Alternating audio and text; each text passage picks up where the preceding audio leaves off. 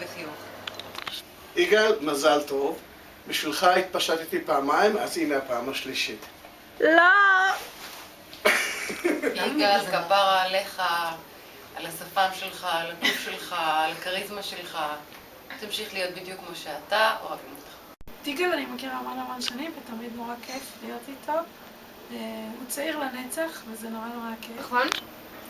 אין לי הרבה מה להגיד, אתה יודע שאני מאוד אוהבת אותך ומאוד נהנית לעבוד פה. וצחי מפריע, צחי זו ברכה ליגאל. ככה גם הייתה גם ברכה אצלנו. שלי לך. כבר עשיתי כבר ברכה. זהו, שיהיה לך המון מזל.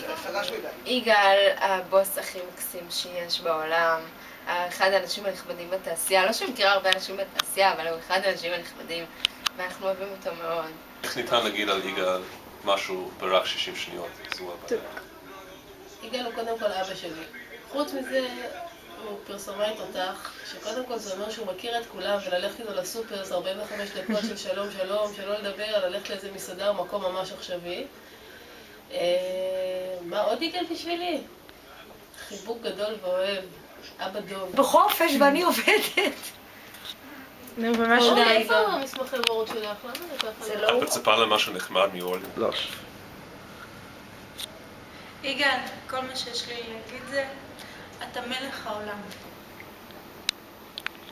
דורית, 60 שניות על יגאל.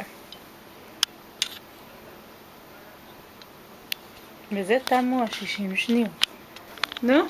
אין לי רעיון. מה, כמה מילים על יגאל? כמה שבא לך. 5.